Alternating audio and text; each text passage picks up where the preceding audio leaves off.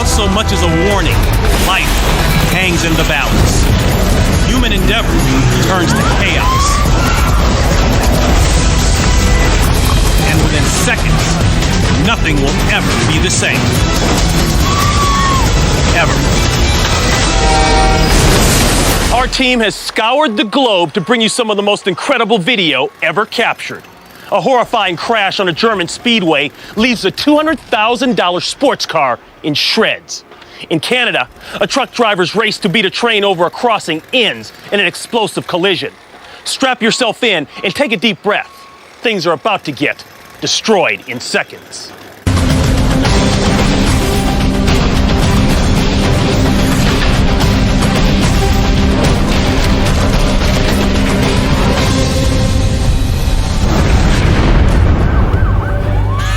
September 2007. It's one of the worst crashes in the history of speed hill climbing. A multiple rollover that leaves a trail of wreckage down a winding mountain road.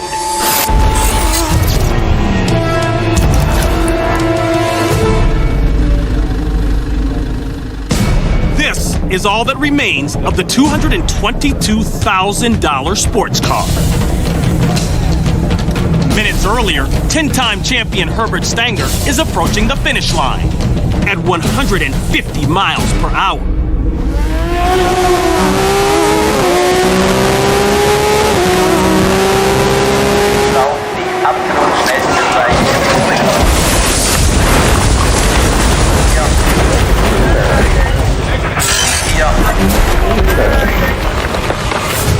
Stanger's car slams into the embankment, barely missing two race marshals. Ricochets across the track, upside down, snaps both roll bars, and flies through an opening in the crash barrier. As Stanger rounds the corner, his rear spoiler breaks off. Without the spoiler generating downforce through the turn, Stanger loses traction and then complete control. With no roll bars to protect him when the car flips, Stanger's head is exposed to the asphalt. The 380 horsepower custom-built M3 completely disintegrates. Rescue personnel race to the scene. Stanger's daughter arrives on site, fearing the worst.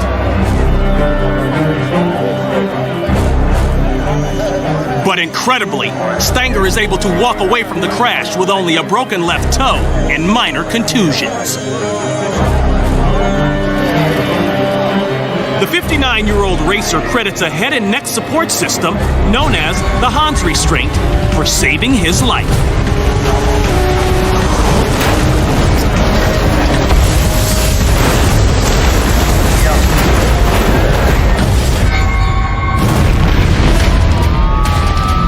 It's 12:30 a.m. in Santo Domingo, the Dominican Republic. A station that sells propane gas catches fire and illuminates the night sky. Not visible on camera, a tanker truck parked at the station holds 13,000 gallons of highly flammable liquefied petroleum gas. The fire's heat causes a buildup of pressure inside the tanker and increases the threat of explosion.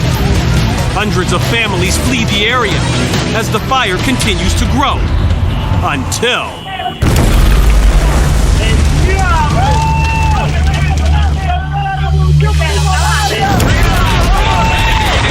the tanker truck explodes. The shockwave is felt more than 7 miles away.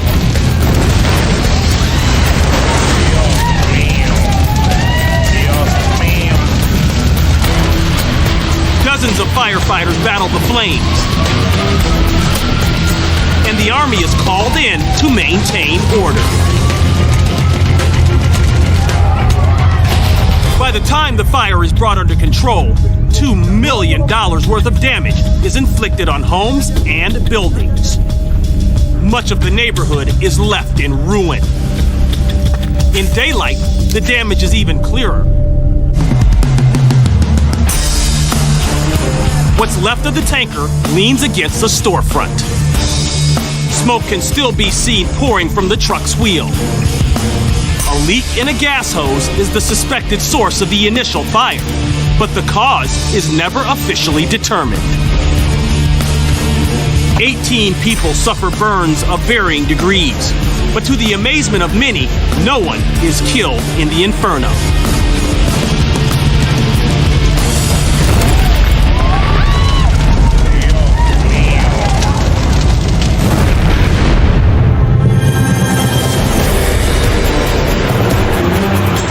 July 26, 2009, Kennewick, Washington.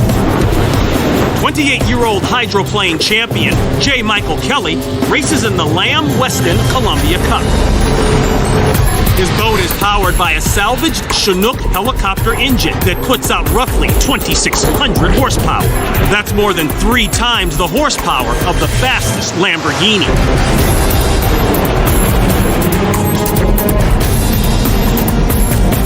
In third place, Kelly takes the final lap at 190 miles per hour, unaware that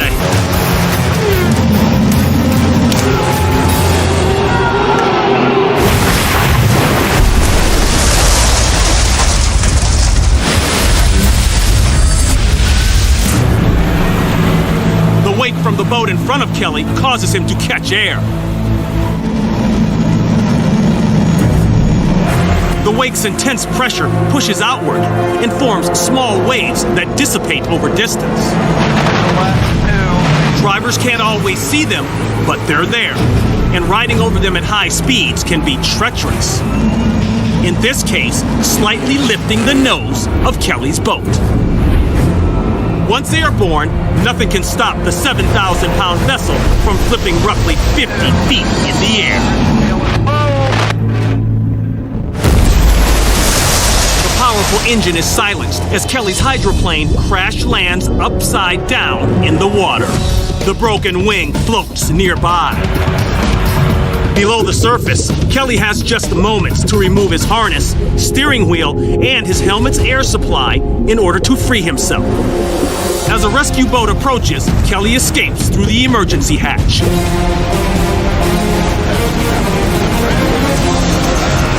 Seconds later, the entire cockpit fills with water as Kelly boards the rescue boat to safety. It cost Kelly $120,000 to repair his boat, but he walks away unharmed and is back racing just a week later.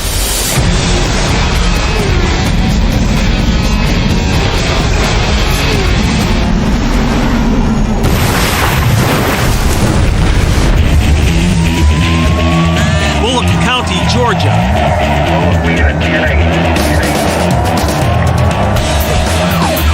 Officers are in high-speed pursuit of a stolen SUV with 3 suspects inside.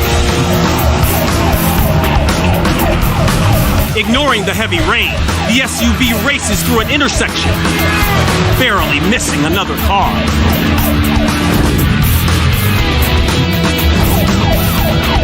Entering the town of Statesboro, the chase reaches speeds of 60 miles per hour in a 35-mile-per-hour zone.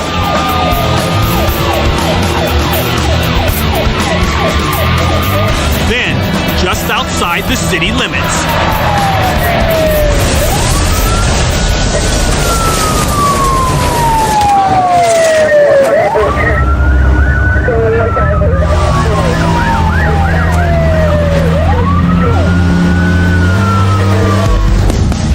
just before the crash, the SUV is traveling over 80 miles per hour.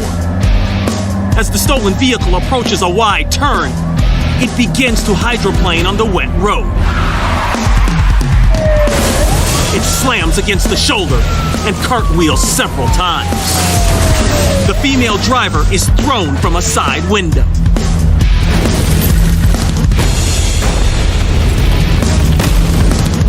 Another suspect tries to escape through the rear window, but is stopped at gunpoint by officers. The SUV is totaled, but amazingly, the driver suffers only a broken collarbone. The 2 other occupants are treated for minor injuries. All three are charged with auto theft, attempting to elude police, and reckless driving.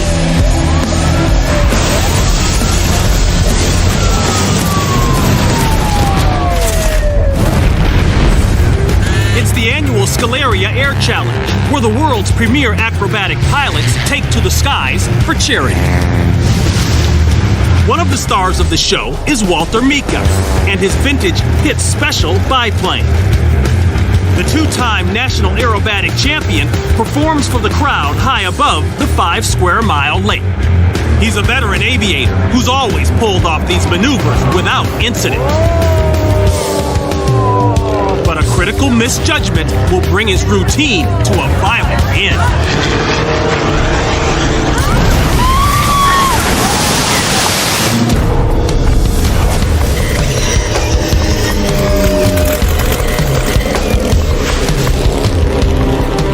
Just as Mika's plane completes the barrel rolls, his engine suddenly stalls. The plane plummets at 155 miles per hour toward the lake packed with boats filled with spectators. Mika tries to level out, but it's too late. The tumbling plane nearly crashes into boaters. Upon impact, Mika's biplane disintegrates around him.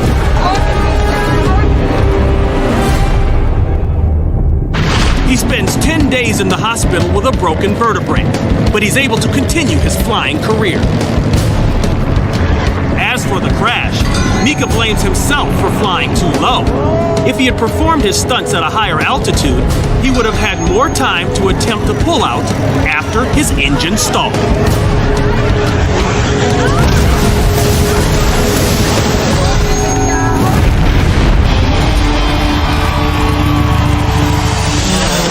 Motorcycle daredevil Seth Inslow has been in more crashes and suffered more broken bones than even he can remember.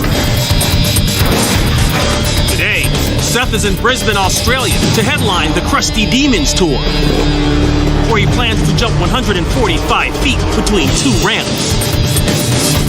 But before 13,000 spectators pack into the arena, Seth agrees to perform the stunt for the media.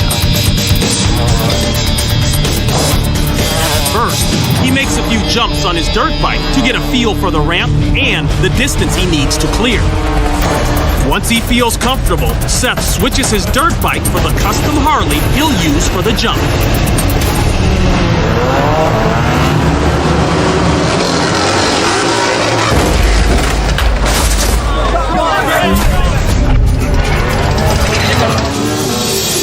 Seth needs to hit the ramp between 35 and 40 miles per hour to safely land. But his approach is 5 miles an hour too fast. Seth and his 500-pound motorcycle overshoot the ramp. Seth bangs his head on his gas tank, slams to the floor, and careens into the barrier. The tour crew rushes in. Within minutes, emergency personnel are on scene. Don't get up, Seth. Don't get up, buddy. Please. Seth is seriously hurt. He's rushed to the hospital with cuts to his nose, severe bruising to his ribs, spleen, shoulder, and a concussion.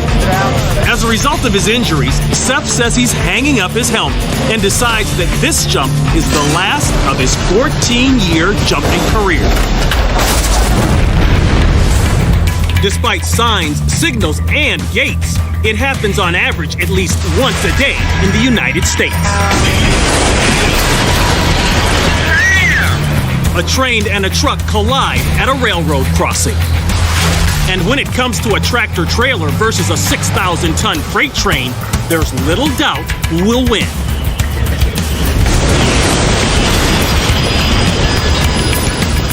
Canada is no stranger to truck-train collisions either.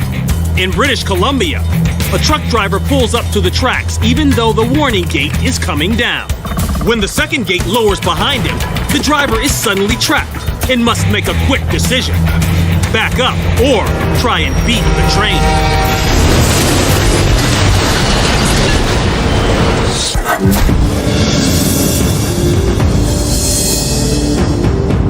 The locomotive plows into the bed of the truck,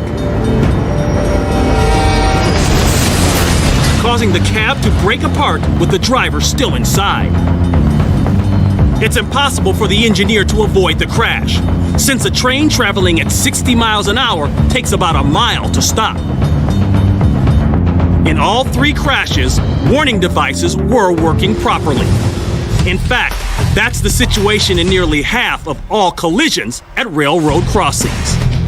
Fortunately, the crashes have something else in common.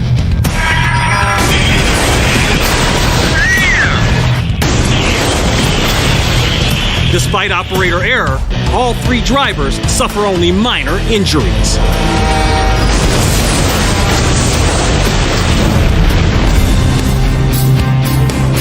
Salt Lake City, Utah. A $1 billion project is underway to revitalize the downtown area. But first, demolition.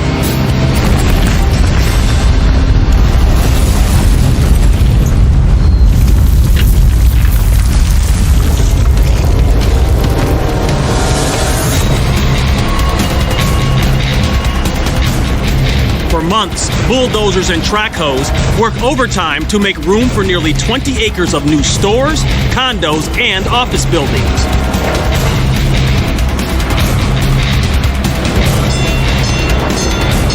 A structure under demolition is a literal house of cards, where the smallest misstep can unleash massive destruction, if not injury, or even death.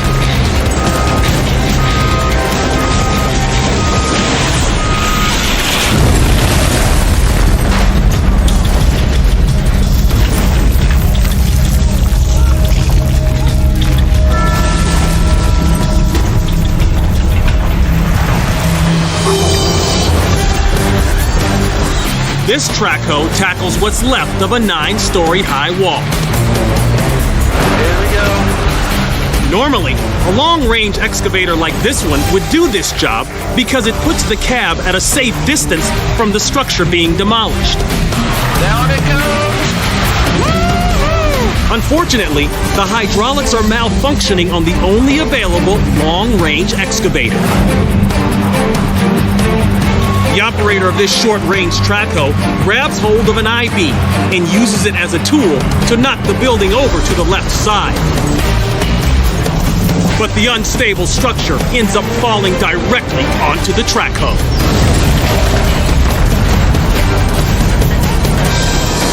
The driver attempts to back out, but the collapse happens too fast. Tons of concrete and steel bury the track hoe and crush the canopy that protects the operator.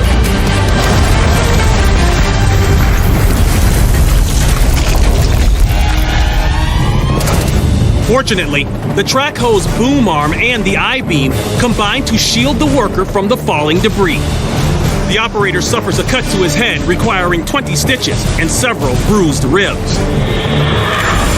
Despite the severity of the collapse, state compliance officers determined that no demolition site safety rules were violated.